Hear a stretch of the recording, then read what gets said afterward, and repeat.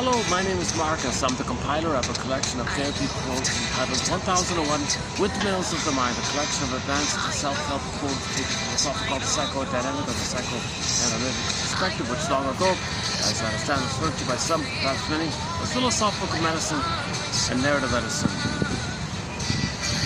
A lot of great quotes have been posted recently. I gotta confess, today I'm having a real off day today.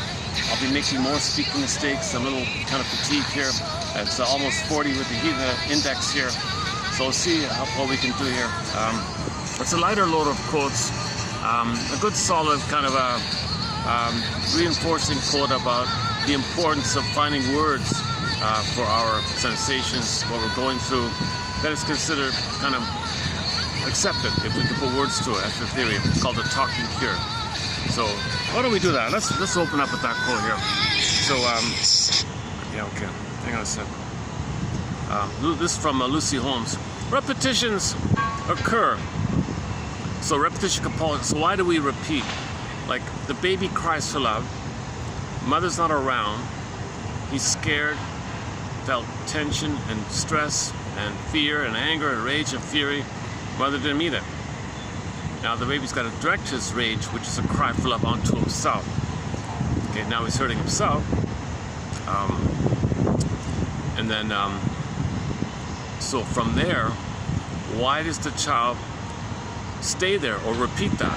Why can't he just say, oh, okay, mother wasn't around, I'll just forget about it? Because that part of the brain doesn't know time and the need wasn't met.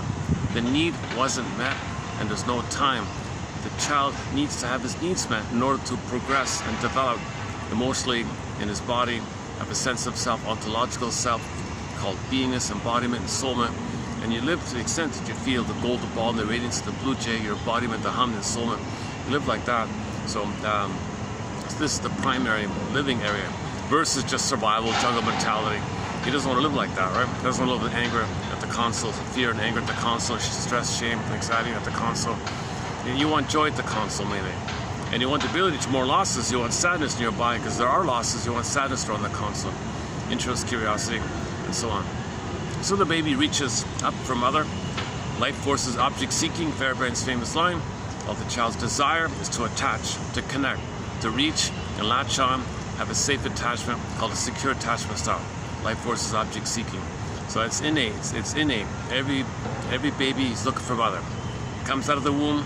Where are you, mother? Looking for the nipple, you latch on, you suckle, all is okay. Let's say it's failed. No, the mother's not around. Baby's removed, not around. He's going to be scared and rage. Now, rage is a cry for love, but mother's not there to hear it and respond, so it turns on himself. So he's got to hate himself to cry for love for mother. Now he's hating himself into the birth of self-hatred. But again, the self-hatred is just code for what it really is. It's the cry for love towards mother to meet the baby's needs. But it wasn't met, it turned to rage and it rebounded in. Okay, so now the baby's dealing with this issue of hating himself. Why can't he just stop it there and say to himself, okay, never mind. No, timeless, need unmet, repetition compulsion, gotta get mother's love. To maintain mother's love, he's gotta at least have the hope. He's gotta cry for mother's love. He'll keep on crying, keep on hoping for mother's love in the form of anger rebounded in. So he's hating himself. Okay, so this is a troublesome situation. No one can deal with all that stress of hating himself like that in the hope of having mother's love. So what happens is dopamine kicks up in the brain and the child will search for symbols of mother because he's got to do something. He's got to search for mother. So he's going to repeat what happened. He'll search for a symbol of mother. The symbol doesn't do it. Just like mother didn't do it, the symbol's not going to do it. So it's going to fail again. Search for another symbol, fail again, and repeat. You'll keep on searching for symbols of mother. Okay, food, cookies, wine, ice cream, biscotti. Okay, usually it's money, material, things that serve you. Something that should support you and be soothing for you. Okay, yes, but via unconscious associations of mother. So he's repeating it. No symbol of mother is actually mother. But it gives him the hope, it makes him feel important, it gives him the fantasy chance that maybe the cookie will be mother. Doesn't work, doesn't know it because no time. Since there's no time in that part of the brain, he can do it infinitely, like an infinite computer loop. like one of those bugs in the computer. You could just keep on doing it, called kliglos. In ancient Greece, they called it kliglos, like mindless repetition without consciousness. But that's the mandate. He's in pain. You got to reach for mother. He's a love fugitive from the love that he seeks. Mother hurt him, but he doesn't remember that. All he knows is the now, pain, reach for mother. Okay? But the pain was caused by mother hurting him. Reaching for the one who hurt him. Reaching for the one who hurt him. Okay? Repetition, compulsion, kligo, a painful thing. Also known as Tantalus in the Greek myth. Tantalus reached up for the fruit, the wind blew it away. Reached up, blew it away, called weaning trial. So he had a hope, blew away. And he keeps on doing it. So this dynamic called repetition, compulsion to repeat. It's the hope to get attachment, it's the hope to get mother, so he can resume development, go through a developmental process where he can have his beingness and his golden ball and be okay and be whole and complete. Like the quote from Goethe posted yesterday. Check out the shorts. It's entitled "One from Goethe." That's the natural state of affairs. So he kind of described it a little bit poetically like that. So that's the idea of repetition compulsion. We repeat, hoping for a better past. We repeat, hoping that the syllable can actually be mother. Now we're not aware of this because the id says to the ego, cover me. We can't let the person interrupt us. We're in pain, we gotta have the hope that the cookie's mother. So come on cortex, come up with some red herring, belief, flim-flammery, excuse, some handy cute little thing called rationalization. Let him fool himself, explain it away, deny it away, don't let him know, throw him a bone, distract him. So the cortex comes up with, what's the big deal? Cookies are on sale. Everybody, cookies are sweet, there's nothing wrong. You're making a big deal out of nothing. Good, fine, thank you. Because need to know, if the person knew that he's reaching for the cookie, driven by the puppet master, the survival brain, thinking it's mother, he might interrupt it. So you need, in order to interrupt it, the conscious ego needs to be developed enough where we can admit that mother failed us, mother didn't meet our needs, the greatest hurt of all, mother betrayed me. We have to have that kind of container of knowledge, because when you do that, the feelings are going to come up, and you got to mourn the loving mother did that. So you got to hold the grief process. So until you build that kind of container of knowledge or ideas, until that's there, need to know he can't handle it. He can't handle the truth, right? So since the person cannot handle the truth, the id says to the ego, look, ego, the person can't handle the truth. You as the conscious ego, the conscious mind, the person's awareness, you and the person can't handle it. So create for yourself some belief, need to know, cover, cloak, cover me. So he's searching for the cookie, it's gonna fail. Search for the cookie, gonna fail. Okay, all the oral fixations.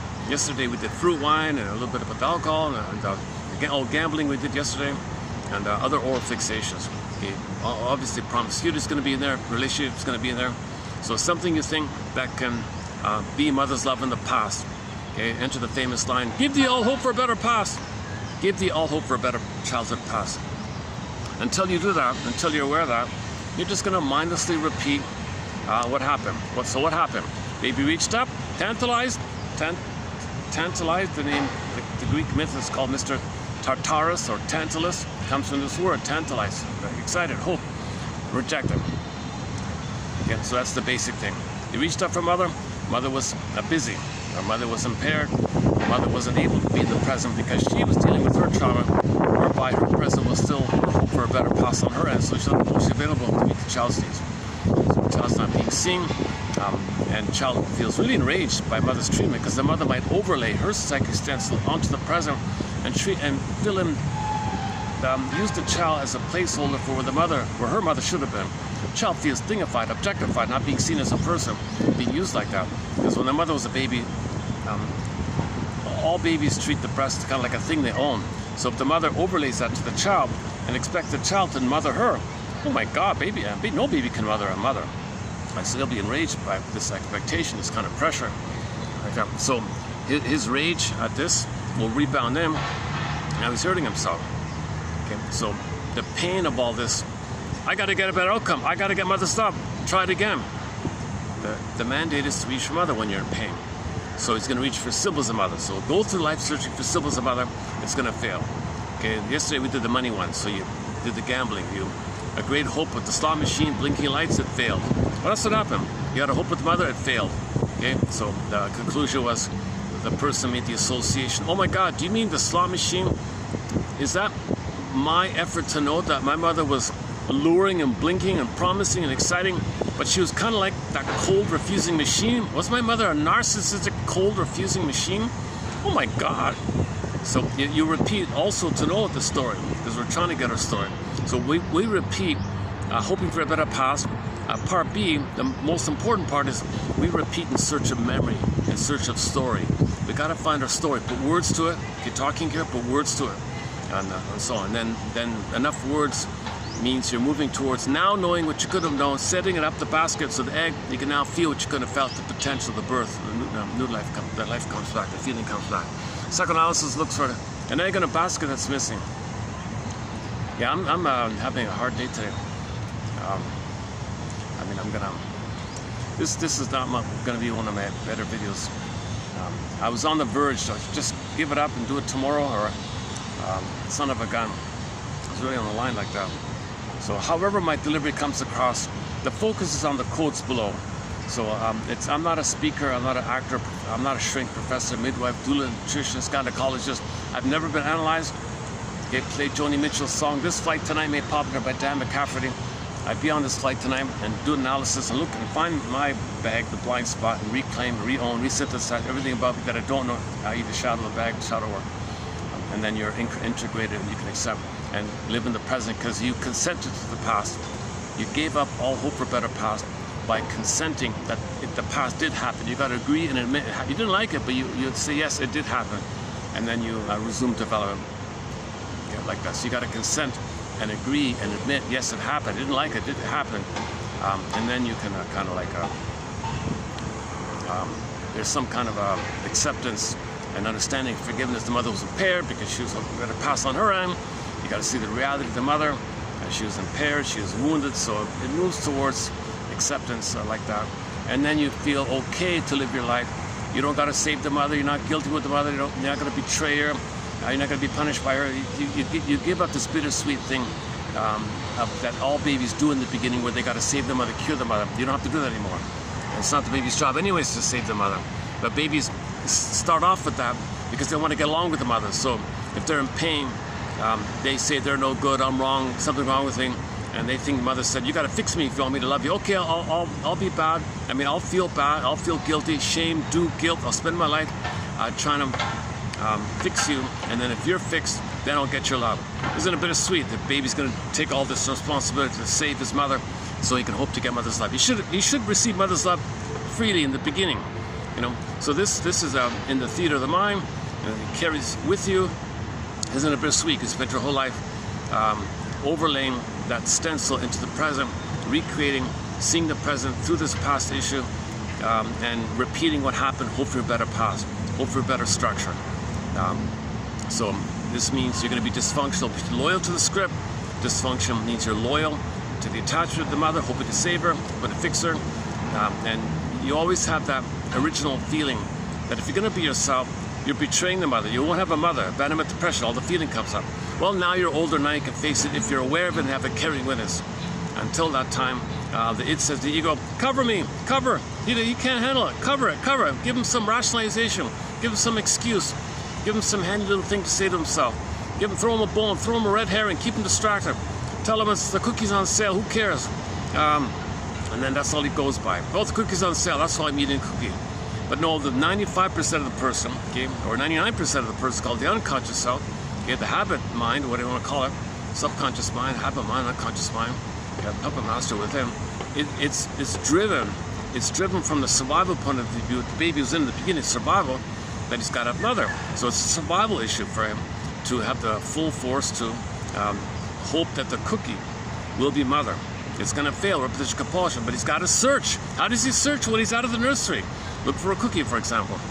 Need to know kind of. Now, the confusing thing about all this is as he's searching for the cookie, he feels important. He feels he's doing something about it. He's not going to be a passive victim to mother's neglect. He's going to take matters in his own hands and control the mother, control the cookie, buy the cookie, control the whole thing, and then receive mother's love via the cookie. So the part of the dopamine is the chase, because you feel your identity is important. All babies think they're so important, so they maintain that sense of importance. Oh, they're doing some landscaping over there. The button fell off here. I lost the button. I was gonna buy a sewing kit, but I thought, oh jeez, it's just, never mind. It's hot anyways out here.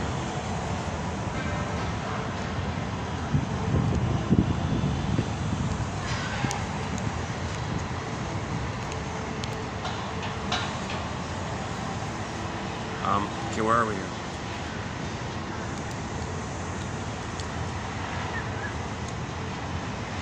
Luckily there's a slight breeze, so I should be able to be okay here. Right, okay, so now repetition compulsion. Hoping for a better past, hoping to get mother's love. We can't develop and be ourselves without mother. We didn't get mother, so reach for mother. How do you reach for mother? Well, oral fixations. No syllable of mother, no money is mother in the past. But the mandate, the compulsion, the drive, life force to reach for mother. The pain makes you reach for mother. If the baby's in pain, mother, where are you? So you look for the cookie. So we're using cookies as stand-ins, or cigarettes, or fill in the blank, all sorts of things. Okay, now, so what keeps this rigmarole, or this mechanism, or this misery machine, I call it, or the rigmarole, is when you search for the cookie, yes, for a minute you might get some happy chemicals by the concentrated sugar, salt, and fat. It tricks the mammalian part of the brain to perceiving the person got a lot of food. When you get a lot of food, you feel safe, so the brain sends you serotonin and you feel safe. It's not safety with mother making you feel safe, it's the trickery of the concentrated food, so it goes away. It's not a wiring, it's not wired. Human connections need to neural connections, kind of thing. So it doesn't work like that. That's part A. But mainly, Ullman and Paul explained the cookie as it being an ersatz self-object in order to function as an ATM, an addictive trigger mechanism, because you want to trigger the fantasy of the good old days of when you were one with the mother. You're using a cookie as just a way to trigger yourself that you're one with the cookie. You are reminded of when you were one with the mother. Even if it's just in uterus, you got to trigger some kind of feeling of oneness. And then when you trigger the old fantasies, memories of oneness, your brain releases the chemistry up that blissful garden of heaven, garden of bliss time. So you get the oxytocin and serotonin above, it blips up over the pain you're feeling. Once again, in trauma, the set points of cortisol is too high and oxytocin and serotonin too low. So when you chase for a syllable about them, it tricks up the old chemistry from the past that blips up the happy chemicals, so you feel safe and loved for a moment above the pain you're feeling. Okay, so that's a blipping up phenomenon. It goes down. You chase the trigger, bring up the past. It blips up, it goes down. You trace the trigger, it blips up, it goes down, and so on. So now you're in this kind of loop like that. You're dependent. That's the way you deal with the constant pain you're feeling. Now notice, if you get something, you can't enjoy it because serotonin is too low. If it's a person, you can't love because oxytocin is too low. It's the Don Juan, the Playboy syndrome, inability to bond, inability to connect, attach, will be like that. So enter the Twilight Zone episode. Of late, I think of Cliffordville, about a guy who was very greedy, and he would get things. See one tree, see them all. Meet a girl, thanks. He only had future. He couldn't enjoy and love. So when he got something, it didn't matter. Forget about the song, the chase is better than the catch. It's only the chase. If there's no catch for him, he's got to chase. He was always in dopamania. Okay, dopamine is the future for mother. So all he wants is to catch the thing for the moment, to blip up the chemistry of the past. It goes down quickly, he's got to chase again. So he spent his whole life in manic mode. And at the end of life, he owned everything. He begged the devil lady, played by Julie Newmar, please take me back to my youth with my current knowledge intact. And I want to do it all over again because I got the advanced knowledge. All I want to do is chase. He can't love and enjoy. He leads this quiet lives of desperation. He leads a life of depression and desperation. But he's excited because mania and dopamine is exciting. Because when you trigger the oceanic ecstasy and the bliss of the uterus, it's an exciting feeling. So you're kind of always excited like that. So you're addicted to the past memories. You're addicted to the good old days. You're addicted to pathological nostalgia. You're addicted to the chemistry of when you were one. You didn't get a proper time once in the mother. So you're always going back to that, taking refuge in that time of the womb utopia. So you're just living life triggering the womb utopia. The baby didn't get the proper extended utopia that all babies need for the first 4 to 5 months discussed yesterday.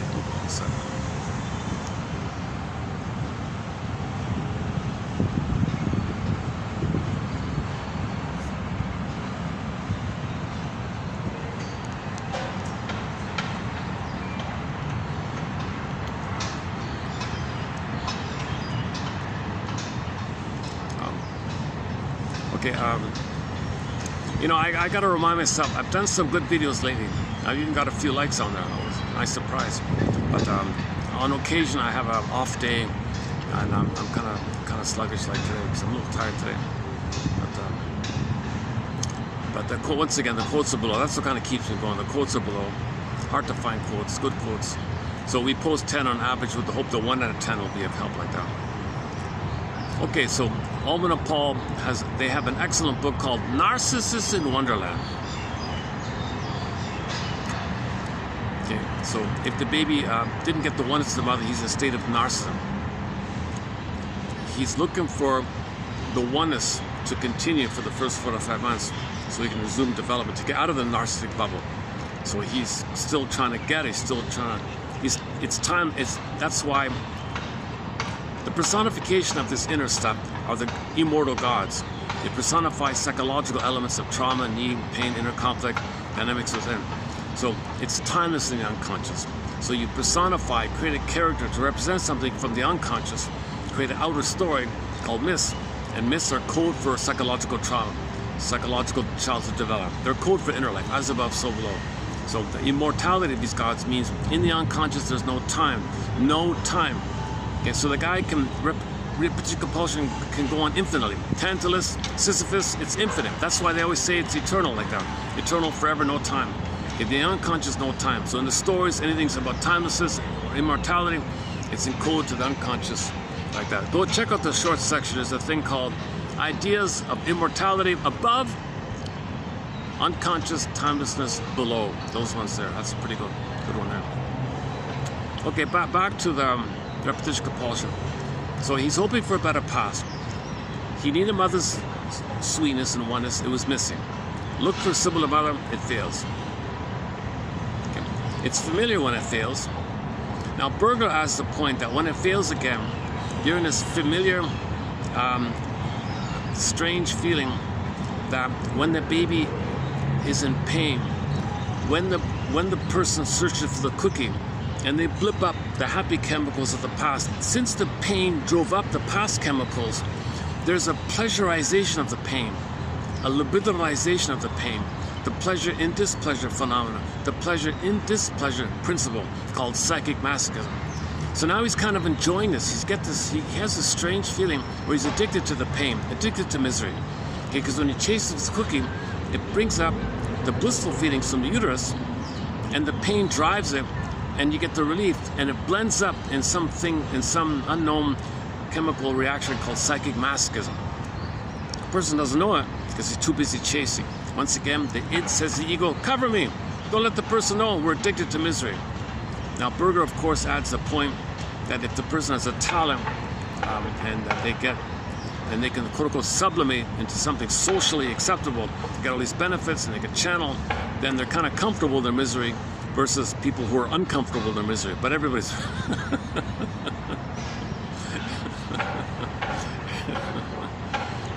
Okay, so let's... for more on that point, Edmund Berger's one of our mentors. Excellent author, for sure. He's the #1, he's like in the top 5 contributor of quotes in our collection, Edmund Berger. He wrote mainly in the 40s and 50s, 24 books.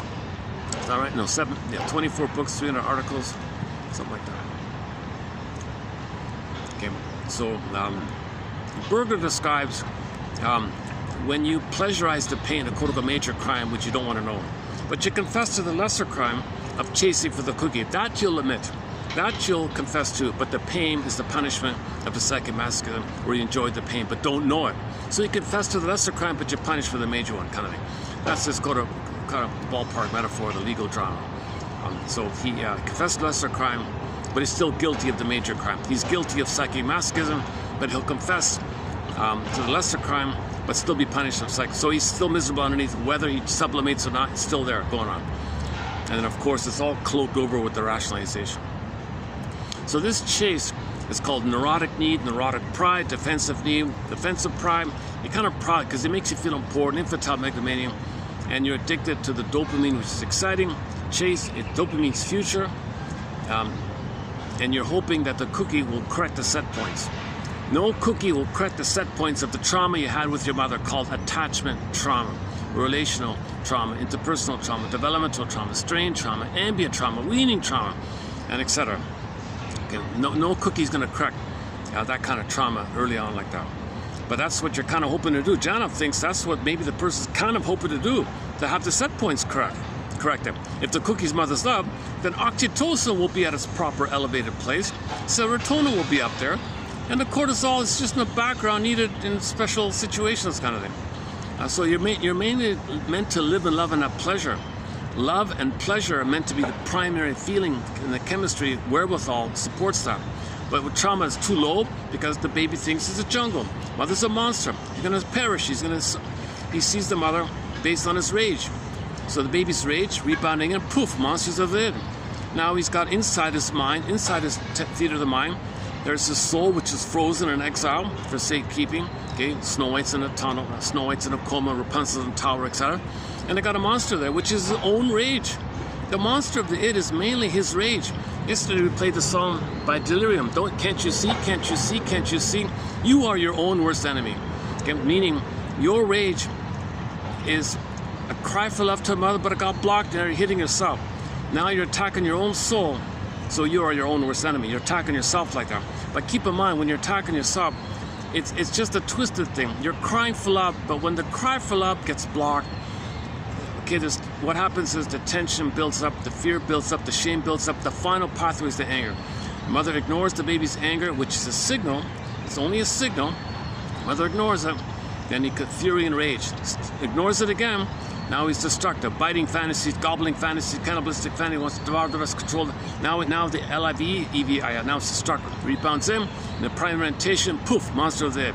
This monster of the id image can be, once again, the devil guy, minotaur guy, cyclops, Medusa, any kind of monsterish entity.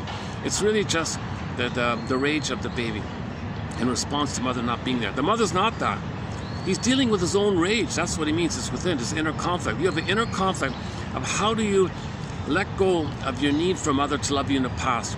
How do you be free from that? How do you emancipate yourself from this inner tyranny? Like, how do you do that, right? So that's the issue here.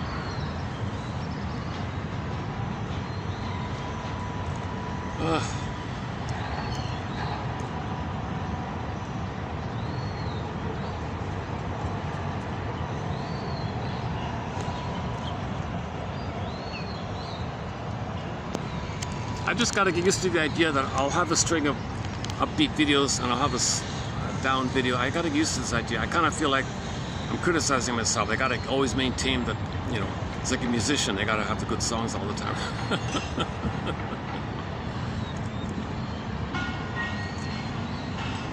It's in the back of my mind like that, So I'm criticizing myself somehow, right? So that's called the inner critic also. This monster of the id is also known as the inner critic. Famously known as the inner critic. Okay? It's attacking you because it's your cry for mother's love. To maintain the hope for mother's love, you attack yourself, you criticize yourself.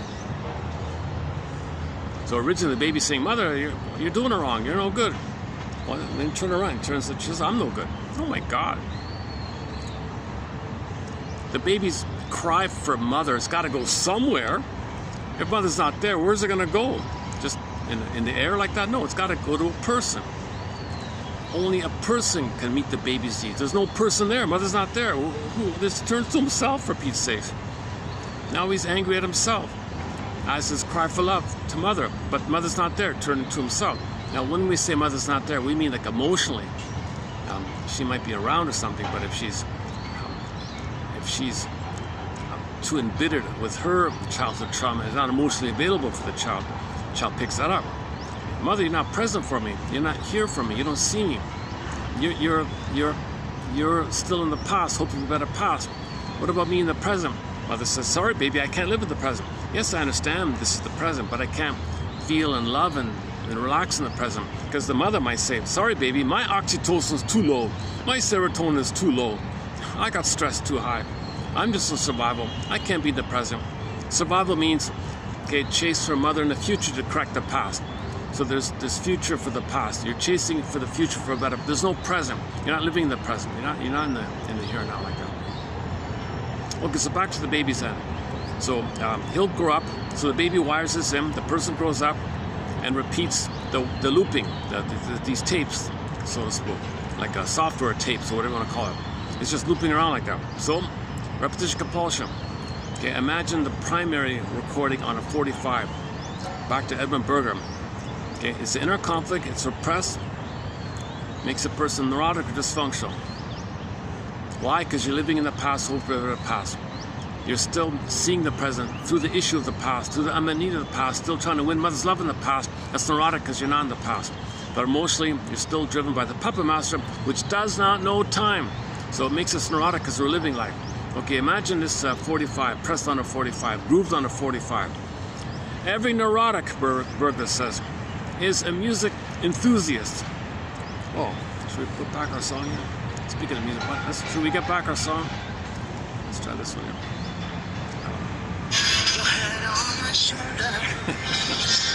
Is it getting through? If I do it like that. Can you hear it like this? I can hear it.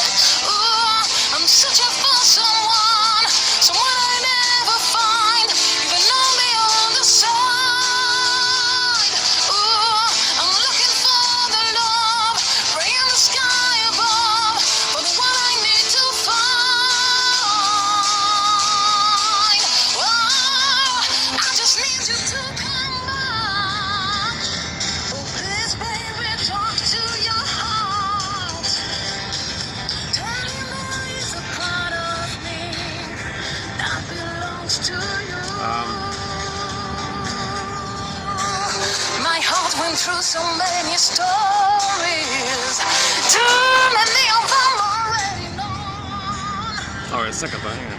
All right. I'm distracted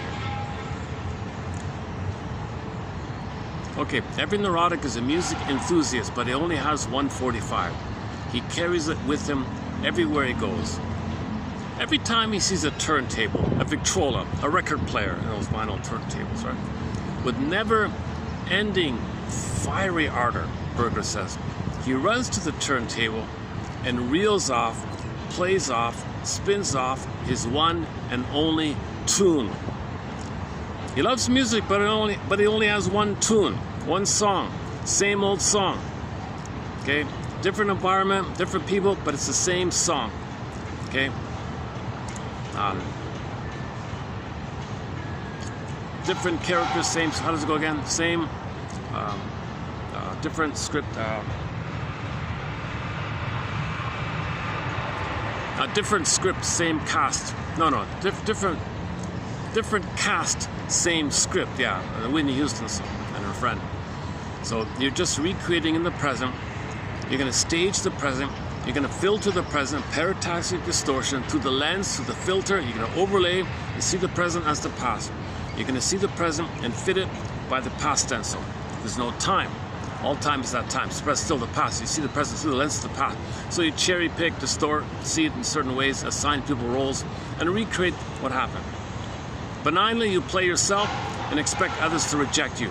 You coax them to reject you. You prod them to reject you, because that's what happened. More disturbingly, if the baby's under way too much pain, he makes the Faustian deal, the Faustian bargain, the Faustian pact called identification of the aggressor, and he doesn't play himself anymore. He can't admit vulnerability, feelings, weakness. He can't do it anymore. So when he plays the 45, he plays the mother. He finds anybody out there who's feeling vulnerable or needs something, quote-unquote, human side, wants to develop, wants to learn, curious, so on. That's him. All right, good. You play me, I play the mother. Others shame me. You're me, I'm the mother. Since you're me and I'm her, I shame you because you're me and I'm her, and she shame me. I'm her, so I shame you because you're me. That's part A. And then the part B of it all is due to the fusion at the same time on another level. At the same time, he displaces his anger at the mother from his point of view onto the one he just shamed. Okay, that's this displacement. Yesterday's quote about displacement. Right, so he's really angry at the mother, but he displaces it onto whoever is safe around him. So first, he's the mother who shames somebody, sees them, and then displaces anger onto that one. So he shames somebody, then hates them, kind of. It's very disturbing. That's the disturbed stuff, like that. And then part B is, I did it that fusion. When he shames the person, okay, he believes, the aggressor believes he's the victim because he identified with the victim. And he thinks the one he's shaming is the one hurting him while he's the victim doing the hurting. It's all flip-flop, like there's the fusion. Self and other are flip-flop fusion. So he's all crazy making like that. Hollow mirrors, magic mirrors, up is down, topsy-turvy, fragmentation. Okay, that's all the BPD and the drama and the hysterical, all ups and down. They're kind of like that. So they're in a panic survival. They got to be the mother, shame someone else, and express their anger at the mother, the one they just shamed. Whereas the other version, the more quote-unquote benign version, you still kind of have hope. That's like the clingers and the stingers. So you still have kind of hope, the romantic hope. So you play yourself. Will somebody love me? No, you didn't. Ouch. So you're kind of clinger, you're a pleaser, you're hoping, yearning like that. Okay, the stinger one, the narcissist one. Okay, so yesterday's topic about the narcissist and Echo, the story of narcissist Echo. So Echo might be like the clinger, the codependent. Echo doesn't hurt others, just begging to be loved. Narcissists, okay, they're married to mom in a tight fusion where they become the mother. So they're very rigid and hard and cold and fusing like that. So yesterday's topic was about boundaries. Narcissist has this rigid boundary because they're one with the mother. They'll interrupt that. Okay, go to Young Man's Fancy Twilight Zone for that. Versus the Echo one, still trusting and hoping like that. So if it's in extreme, Echo has diffuse boundaries, wants to merge with somebody because they're still kind of hoping to develop. Whereas narcissists, no, I merged with the mother. I cannot betray her. I cannot leave her because I am her. Very enraged like this. So they're very bitter, toxic stuff like that. So the more of the story was, when you go to a canyon, okay, and you say hello, hello, and you get an echo back. Okay, so you go to a canyon, you say, hey, hey, and you hear the echo back. Okay, that's the reminder of this story about trying to love a narcissist. Because Echo turned to a statue. And narcissist became the little white flower, this delusional thing, this addictive, delusional, toxic thing, toxic flower. So toxic, delusional stuff, right? Turned to a little flower, narcissism. So it's a real curse for a baby to be abused by the mother like that, and he develops narcissism, or he becomes the mother and treats himself the way his mother treated him. He's one with the mother. He feels deluded, feels special, feels omnipotent, because babies feel grandiose and mothers omnipotent. So they flip it, they do both. I'm omnipotent, they feel special. They're above everyone and they're special and they're entitled. They're entitled and they're above everyone. Yeah, the clinger is still the childlike hope. I want mother's love. They're still kind of on track like that. So they're still kind of developing on track because they can't go forward because no one can play the mother like that. Stingers, they give up on that. They identify with the aggressor and they forget about human death. So they envy, hate all that. So they do a lot of displacement. Narcissism, they will do a lot of displacement. Very cynical, negative, like that. And of course, their humor is dark, put down humor, and all or nothing, sour grapes. At the console, it's mainly fear, anger, okay, and schadenfreude, envy and jealousy and all that stuff. Whereas the codependent, you know, they might still have their soul there, but it's just little or something. You know, maybe a pleading kind of character or something, like a pleading child or something. It's still going to be like hopeful or something, some kind of hope like that. It's painful, he's wounded, but he's still hoping like that. Hopeless romantic kind of idea. So the echo says, I'm not okay, but you're okay. Will you love me, please? Kind of like that. Whereas the stinger one, they crossed over. So of course they say they're okay, and their soul is not okay, and you play their soul, so you're not okay. Of course they feel not okay as well, but the projector says, say you're not okay. Back to Eric Burns' one, right?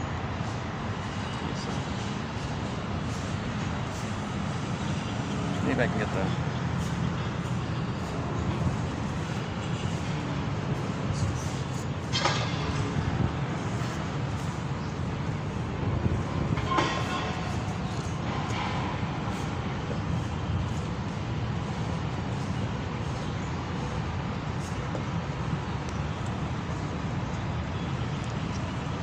Let's just play one of our default songs. Hang on, let me just dig up one of our regular songs here. I wanted to try out that one just as an experiment. There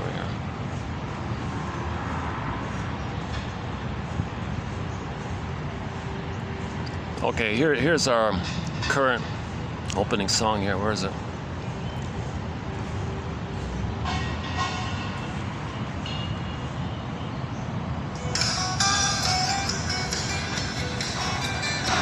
All right, we're back in business. All right, let's go.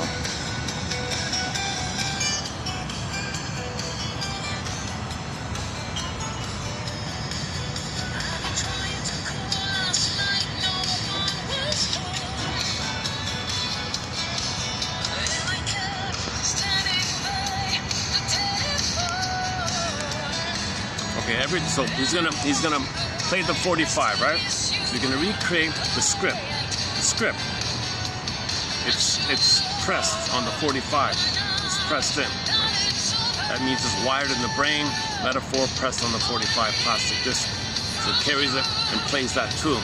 Means recreate, stage, theater, stage, acting out, symbolic acting out, transverse acting out, reenactment. Hoping that this time it's still the timeless past. So the timeless past hopes it's going to get mother. So you hope in the present, unknowingly you're going to get mother's love in the past. Repetition compulsion.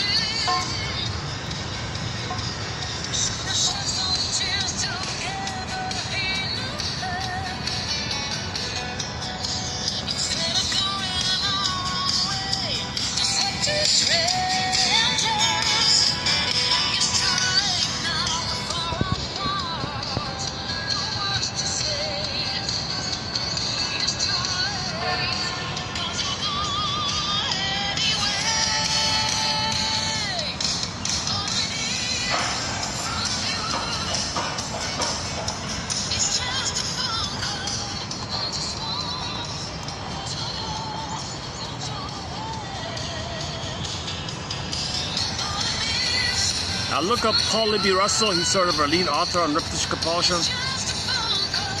So the positive intention is this innate drive for healing. We're trying to remember. So when we repeat, we're trying to remember. We don't remember, but we got to remember. So we try to remember. So we put words to it that helps you to remember. Talking cure. So that's why we need vocabulary like this. Okay, let's go back to the... Okay. Where's our quotes here? Repetitions occur when traumatic experiences have not been assimilated. So how does a baby assimilate that? He can't assimilate it. He can't even know it. Unthought known. He has no ego to know it. He can't know it. It's too much. He's, flooded with stress, survival. Limbic system takes over. Survival brain. He has no ego to know it. Okay, that's the story of the Wizard of Oz, right? Scarecrow has no brain. He can't know it. Okay, loss of the heart, Tin Man, and disembodiment, the lion. So it's fragmented like that. A great hope fell. You heard no noise. The wreckage was within. O cunning tale that let no witness in. No witness. The baby can't witness this. The baby has no hippocampus to store it all. There's no sense of time for the baby. You need a sense of time to have some kind of story to know it. He can't know it. So one version is it's encapsulated in some kind of bubble haunting you. You know, so that's one version of it all. The body knows, the body keeps the score, the body remembers, every body tells a story, the unconscious knows, the shadow knows, the puppet knows. It's wired in like that, implicit memory procedure. The trauma is recorded, and the body knows it, but we consciously don't know it. And it's spinning around like that. So that means it's not assimilated. It's not accepted. You need consciousness to accept some. If you deny it, you can't assimilate it. If it's in the bag, it's unassimilated. When you reclaim and admit it, oh, I feel, oh, I get it. Okay, you assimilate. That's what they mean, right? Repetitions occur when traumatic experiences have not been assimilated. This sense of fate, okay, now what do we call this? Lucy Holmes calls it fate. She used to call it destiny. She updated it. So there's some kind of curse, right? Like if you're playing the 45 record again and again and again, in the Twilight Zone, Gabe said, I'm jinxed. I'm doing the same thing over and over again. The Santillana quote, I'm jinxed. Why is this happening? I'm jinxed. Am I jinxed? Did God's cursed me or something? Am I cursed? Am I jinxed? Am I fated? What's going on here? The cards don't tell. So you can describe it in different ways. This sense of being jinxed or fated or something is a feeling of despair over one's inability to influence your life. Now you feel like, how do I change? I feel cursed. I'm doomed. I'm damned for this goddamn thing.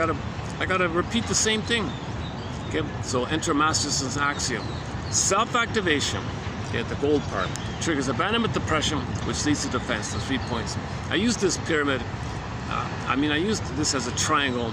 I used the 3 points in the triangle numerous times throughout the videos. So that's one key triangle. Self-activation, the gold, your feeling self, the gold. You try to feel, be real from your real self, the true feeling, gold, gold. It's going to trigger the abandonment depression. All the pain and shame you felt, you're gonna perish, peril, fury, rage, all that. And when you're in too much pain, you gotta eat a cookie. So try to name your feelings. You feel crazy, oh, eat a cookie. Self-activation triggers abandonment depression, which leads to defense, like this. So you feel like, oh my God, how am I gonna get out of this curse, this jinx? Enter Gabe's story. Gabe was fed up with this. He was also feeling this fated jinx. I'm jinxed. Oh my God, I do this, this fails. I do this, this is... Why does this always happen? Okay, enter the Twilight Zone. He finds Roxanne writing daily versions of his failure. Hey, stop it. No, my job is to write daily versions of your failure. Well, stop it. Well, I can tweak it for you. I can make it fun for you a little bit. No, I don't want daily variations of my daily failure. I want to be happy. Well, you got to take it up. You got to face a deeper thing. So he goes up into this Twilight Zone area, and then the spokesperson for his template. Look, Gabe, you believe you were guilty. You believe that your job to save the money. You believe you got to be low to fix it. You're fated here. You created this deep input. All Roxanne does to create daily versions of it. It's not her fault. You created this thing. Oh my God, really? Well, I went out of this. Well, I warn you, this is your connection and your hope to the mother.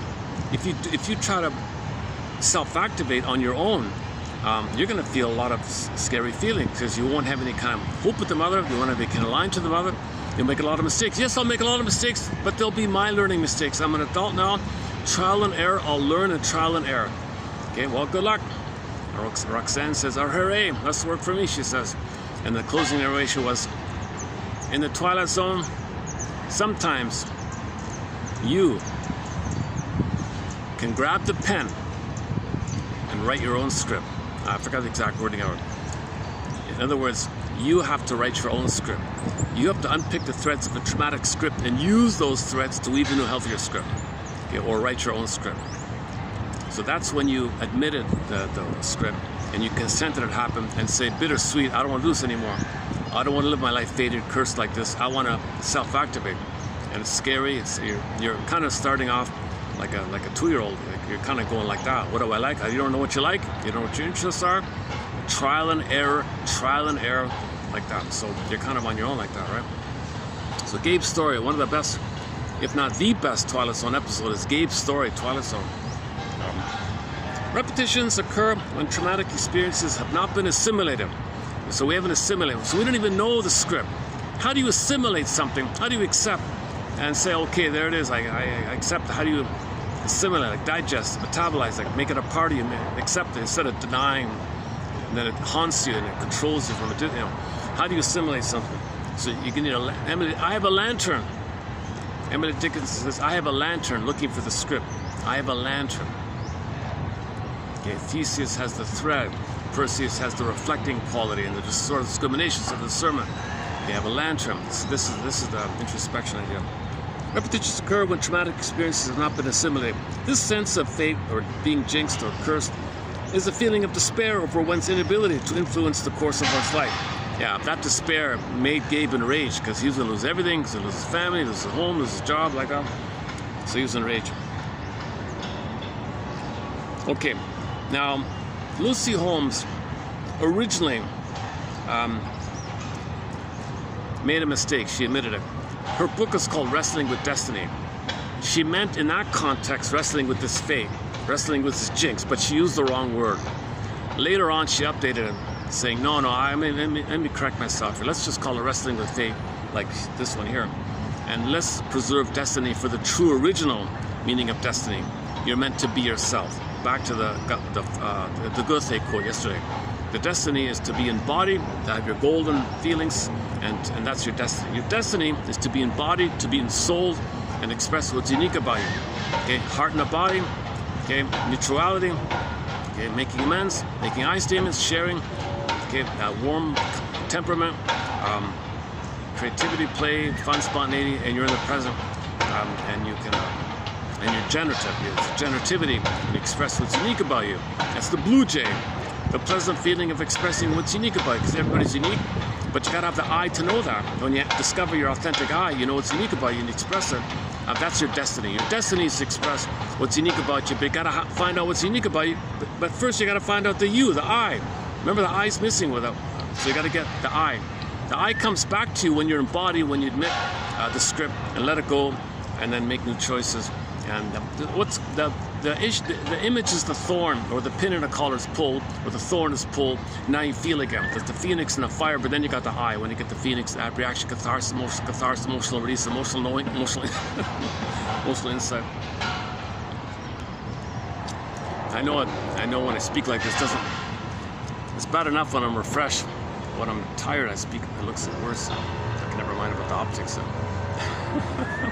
You know, I can't control the shorts, so the optics are always kind of a little awkward. I feel, oh God, Jesus.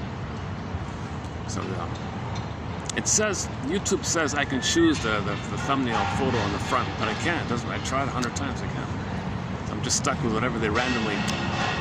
It seems to highlight the most strained or the most painful or the most emotional moment in your video. So since I'm not a if I make an anxious gesture, or if I trigger myself for a moment, it'll show that strained looking. It'll show my most anxious moments. Put it this way, it'll show you all my most embarrassing moments.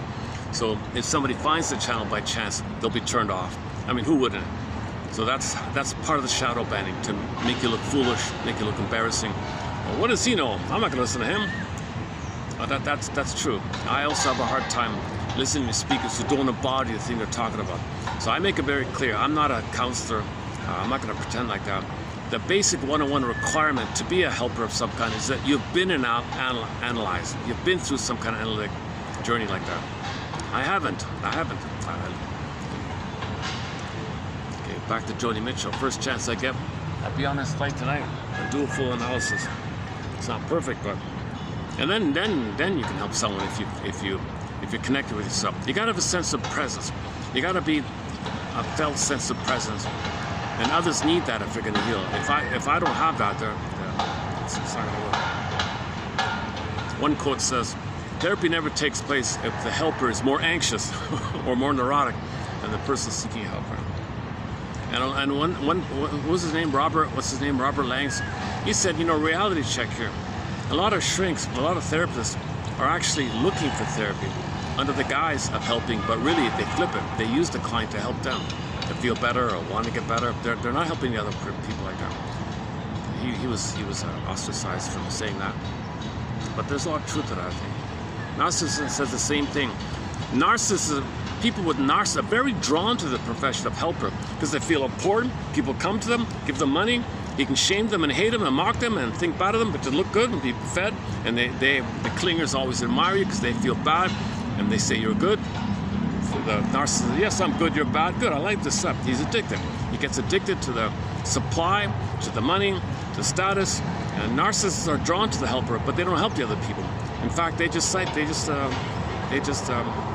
thingify the client and take their money and use the money as mother and supply, because the narcissist wants narcissistic supply, the admiration of the client and the money of the client. The Masterson made that comment about that, how you got to be, when people look for therapy, if they're narcissistic, okay, back to the canyon image, okay, you'll be like that echo, hello, hello, you're turned to stone, you're going to turn to stone, and all you'll be like that echo, this little echoey voice, because there's a statue in the forest, deep in the forest, there's a statue of this echo.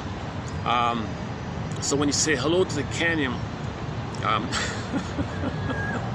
you hear an echo, that's her, that's you, your soul is frozen. A narcissist will freeze your soul and you'll be like echo, something like that. So forget it.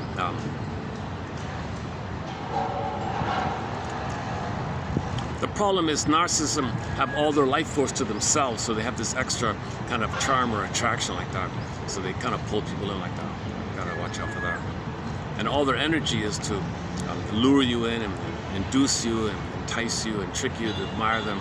All their focus is to get supply like that. And all their life force is onto themselves, so there's a little extra kind of energy on themselves like that. It's a strange phenomenon. But it can be it's seen as attractive somehow, but it's not. But they're not attracted towards others. They're only attracted towards themselves. So they quote unquote love themselves or something. So you feel all this. They're shining upon themselves, but it's not like from the feelings. It's from the desire to connect, and they're connected to themselves, like a self-love thing. So they're in a blissful thing from a solipsistic self-love kind of thing. I'm not too familiar with that kind of theory there. Anyways, it's easy to tell if somebody's narcissistic, right? If they're cold and have no feeling for you, that's pretty obvious. Their jokes, their humor is usually a clue. If their jokes are mostly, notice their jokes if it's mostly hateful, like put down jokes. If they like a lot of horror or violence, oh my God, that's pretty. Okay, where are we here? Repetitions occur. Okay, back up a sec. So narcissism, they're center stage, make everything about them. They'll pretend. If they have a tendency to think in either or terms, like something's all good or all bad, that's a clue. So either or thinking is a sign, is an outcome of trauma that leads to narcissism. A clue is shown by either or thinking. If they don't do both and thinking, if they have prejudice, okay, clue, that's narcissism. Of course, prejudice is narcissism, of course. If they think they're above others, this kind of stuff, because others are their soul and they got to play the mother. Remember, they overlay the template. The template is fusion, baby and the mother, one in the mind. The two representations, they overlay it, they play the mother, and then you got split units. You got grandiose self, omnipotent other, fused, and the split, okay? Then the other side, you got the two coins overlapping, devalued, worthless, no good, unlovable, shame, abandonment, depression, and your rage, the monster attacking you. So you got two either ors like that, and they don't have a middle ground like that. So if there's a tendency to be very extremely critical and judgmental, and they think they're above others, if they show any signs, if they really believe in, if they lack curiosity to understand people, if they're not psychologically minded, if they're not curious about something, and if you give them feedback about themselves and they attack you, that's probably, it's possible, maybe not, but it could be. If you say to a narcissist, "Oh my God, you're just like your mother," and they get enraged that way, or if they're envious, that's a clue. If they're envious, if they see something good and they're envious, and they project, say you're envious, so they might, if envy's in there, that's a clue. Dark humor, envy, either or thinking, juggle mentality. If they do a lot of oral things like smoking, drinking, gambling, it's probably in there too.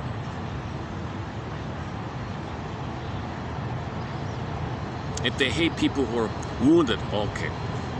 If they have these awful ideas about people who are wounded, whoa, okay, that's nice. 1 second. Okay, back to the, let's do it this way here while these people pass here. Okay, destiny is another matter. So repetition compulsion is one thing, but being who you're meant to be, she calls it destiny. So she's reverting to the traditional ancient meaning of destiny, like the positive meaning of destiny as a positive. She used it in a negative way before, but now she means a positive. Destiny is a positive thing, a positive urge or drive, wish to articulate our true selves. So destiny is the desire to express our true selves. That's your destiny. Your destiny is to find your authentic self, your true self, your real self, the capacities of the true self, and express it. That's your destiny. You know, that's and there's joy there. Back to Goethe's quote. Go to Goethe's quote yesterday. That's a good one. It is the creative potential. It is the creative potential in a person. So there'll be warmth, the mutuality, Freude and Freude, pleasure and everybody's happiness. There's no envy. There won't be envy. There won't be this kind of a. Your humor won't be based on shaming someone, and you only get tension release when you shame someone who's you, and you play the mother, and you feel tension release because you're one with the mother, and you shame someone who played you. That's the dark. So yesterday about the dark humor.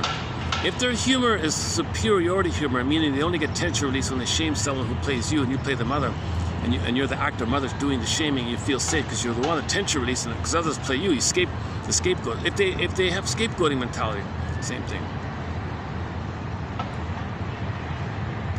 Destiny is to create a potential in a person's life.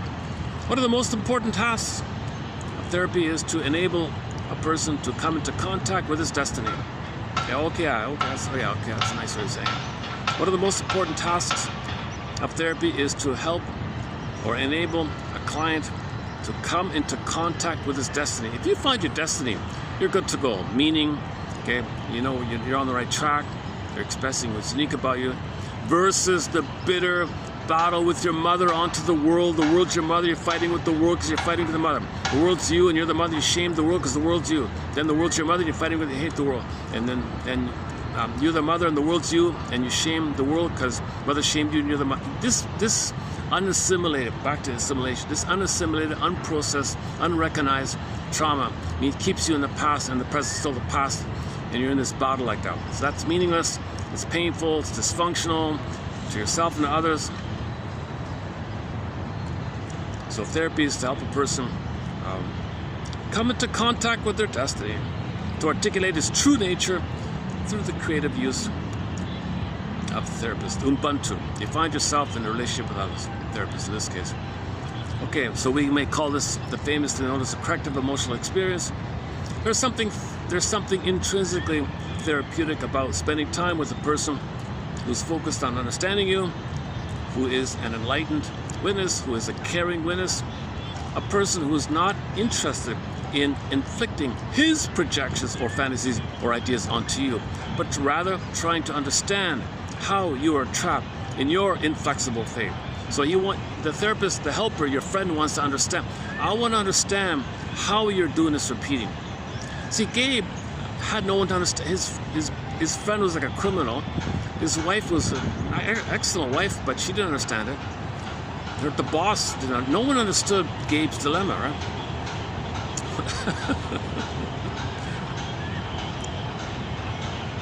I'm talking about Gabe's story, Twilight Zone. It's, one of the revised, one of the rebooted runs.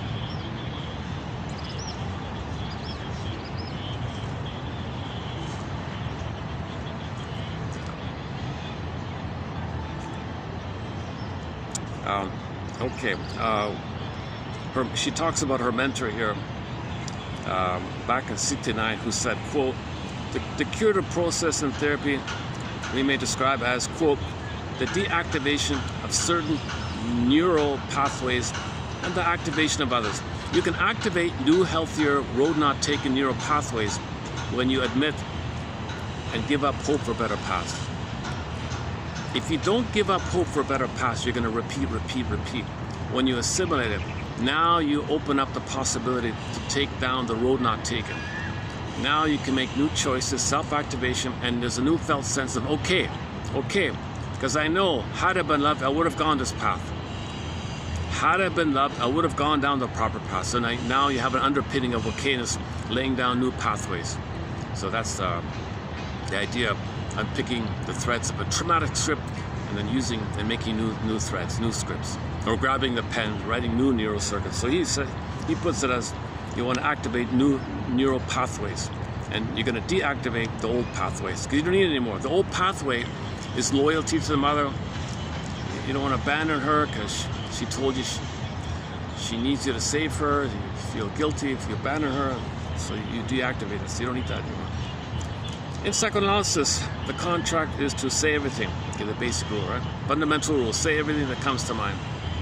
So we are constantly inviting the client to convert the language, to convert into language, okay, this quote-unquote electrical impulses pulsating up from the survival brain and the feelings traveling along the neurobiological circuits in the mammalian brain. Okay, so you got the three brains, the 3-in-1 brain: survival brain, monitor lizard brain, Solon, okay, chameleon brain, survival brain. Sensations, okay. Then you got the feeling self, the mammal, and the third one is the cortex, the thinking cap. So you got the three like that. So all that's in the first two, it's got to get into the third one, the top one. Then it's assimilated. If we don't consciously know in the third one, it's just running around in the body and in the spine, kind of amygdala.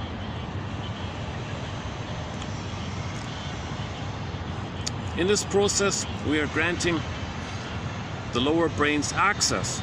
Yeah, they want to be seen. Remember, they want to be seen. They want access. You got to make the link from the unconscious to conscious. Where it was, ego shall be. Got to link it.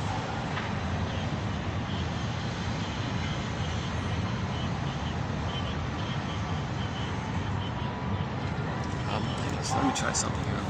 Can I go here? Yeah, since yeah, okay.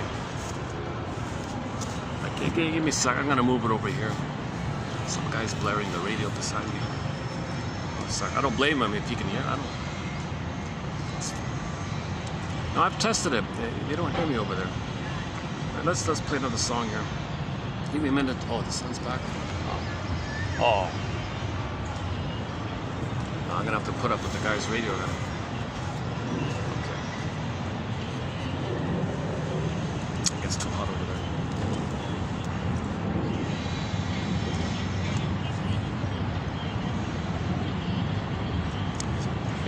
It sounds like he's watching some kind of a,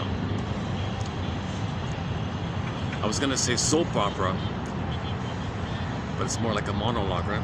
Or maybe it's a lecture or something. Okay, where are we? And I believe we are strengthening the young and often overpowered upper brain against the first two. So 3 lines of consciousness, 3 memory systems. There's got to be some kind of linkages and some kind of flow between them. We got to have conscious access to the earlier ones. Not all of it, but. So that's called building the ego, enhancing the ego, strengthening the ego, okay, your conscious adult mind, right?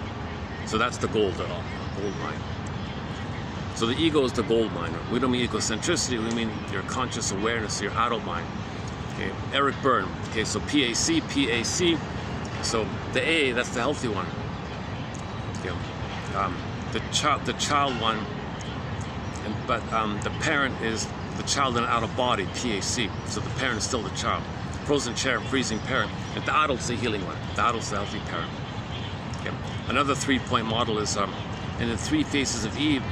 Okay, she had psychic splitting. Eve white, Eve black. Okay, so she was depressed or angry. I mean, kind of either or, like manic. She's like, she wasn't her healthy self. So the healthiest version of her was called Jane. So in that film, Jane was the gold.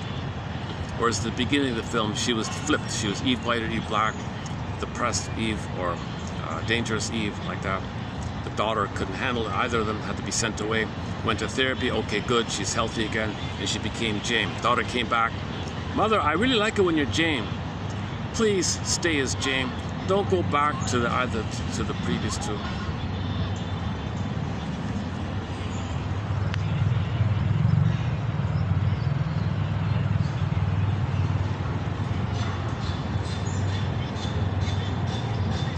When messages from the first two brains are put into words, okay, you don't have to act it out. So we always say that. Use your words, right? Then you don't have to act it out. See, you don't have words, you might act it out as a communication called action language. If you have words, oh, you have your words. You communicated it. As therapy progresses, communication from the lower two brains gradually becomes data, not commands. Okay, yeah. So it's information. Yeah, that's what you want, right? Oh, data. So you trigger, oh, data. Antecedent. Aha. Put it into words. The client can evaluate this data and then decide how she wants to deal with it. At this point, the client takes charge of her own destiny. Okay, that's it there. Next point here. Okay, self-defeating behavior. So sometimes, we had a very good quote recently where somebody said, "Mother, what you did to me was so wrong. Mother, what you did to me was so devastating. I'm gonna make my life as a failure, as a monument to your crime. I'm not gonna let that go. It's too hurtful what you did. I can't pretend it didn't happen, so I can't be happy. Because it was so negative what you did. My misery will be a monument, a statement to tell the world like that." So you have to validate this kind of thing before you can be happy, right? So people are afraid of success because it's like saying what you did was okay. So if a person was hurt and they become successful, it's kind of like, oh, what mother did didn't bother me, I'll be successful nevertheless. That often doesn't work because only when you admit mother hurt you and then you can become successful. If you don't admit mother hurt you and you're really angry, your anger, because you're afraid mother will take credit. You're afraid if you're happy, mother will say, "I did nothing wrong, see, I'm so good." But you're really angry at this. It's like a double insult. So you don't want to give her that kind of. Yeah, this radio is kind of a little annoying here. Hang on a sec. Is it still saying, oh, it's... Let me see if I can... What about over there? Are we finished here? Being happy feels like a betrayal of the people who made us and taught us, better or worse, how to be in the world. Oh, it's a different one, all right. I'm just thinking about, you know, I might get lucky. I might be able to use the upstairs park. Today's Wednesday, right? The park's not too busy actually, but there's not much shade around here.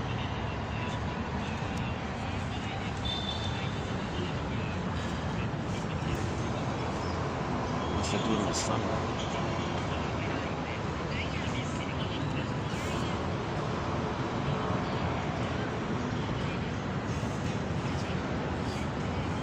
Okay, give me about 10 minutes to find another spot here. Hold on a second.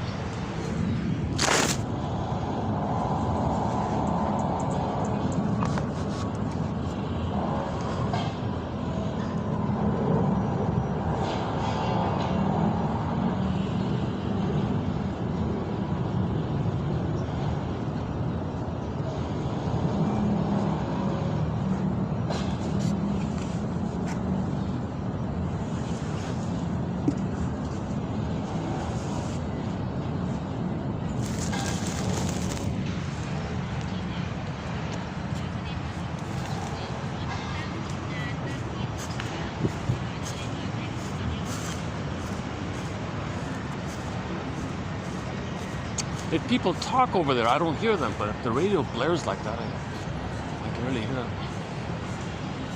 Depends on my mood. Some days I could handle the radio near me, but I feel like today.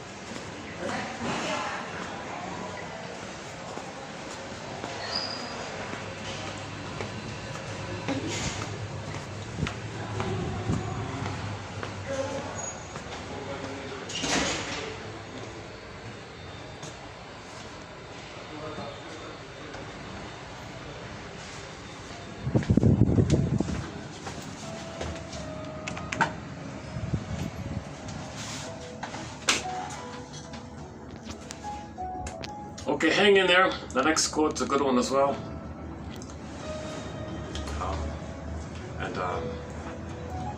Yeah.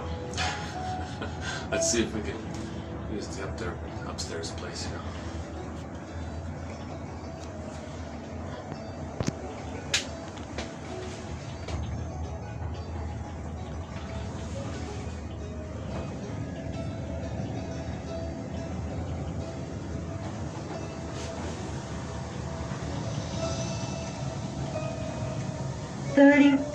Seventh floor.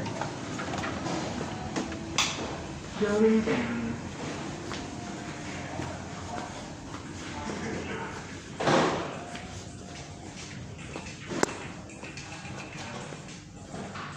Oh, good.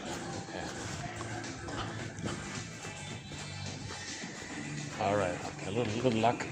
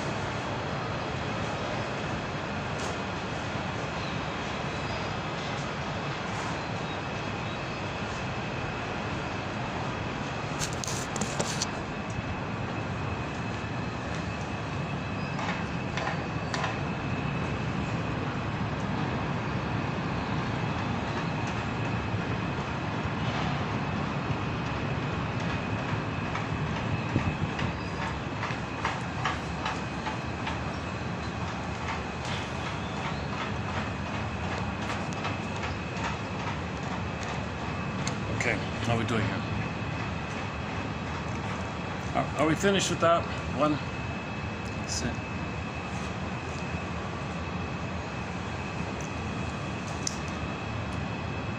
Repetitions occur when traumatic experiences have not been assimilated. This sense of fate is a feeling of despair over one's inability to influence the course of one's life. Destiny is another matter. Destiny is a positive urge to articulate our true selves. It's the creative potential in a person's life. One of the most important tasks of therapy is to help a client to come into contact with his destiny, to articulate his true nature through the creative use of the therapist. There is something intrinsically therapeutic about spending time with a caring witness, enlightened witness, who's trying to understand you and be present for you. He's not interested in inflicting his projections onto you and using you to help him process his trauma. He's not doing that. He's done his analysis. He's trying to help you understand how you're trapped in your in your jinx. Okay, quote, the deactivation of certain neural pathways and the activation of others. Okay, say what comes to mind, say everything. So we are constantly inviting the client to convert into language what's he's sensing or hunching, all that stuff. All right.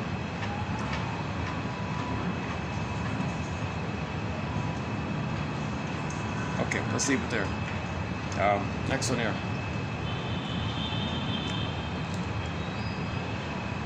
Reversing dysfunction lies in discovering what the client cannot say. So reversing your dysfunction lies in discovering what the person cannot say. Say what you can't say. Yeah, that's the healing, right? Talking cure. Saying what you're afraid to say. Saying what you need to say. The truth will upset you free. Words bridge the gap between the body and the mind, between the neurological and the psychological.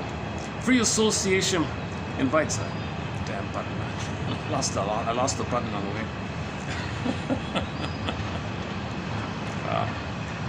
Free association. I was thinking, how am I going to fix this thing? I guess I could have bought a sewing kit. I was being lazy. Okay. Free association invites the repressed to the surface, and it creates, and then we create words. In talking, the client gets the repressing ego out of the way and encourages other ego functions, such as self-observation, putting things to communication, etc. Telling replaces repeating pathological patterns. Speech takes the place of the symptom. All right. Lowald said, Hans Lowald said that at the end of a successful therapy, quote, so variation, where ego is, where your adult mind is, there it shall come into being, again to renew the life of the ego. So you're going to be nourished and renewed and refreshed and more aware the more you can make up to consciousness. So the more you can get your insights, the more your ego strengthens, so the it is anew to you, like it's fresh to you, like you're interesting way of saying it.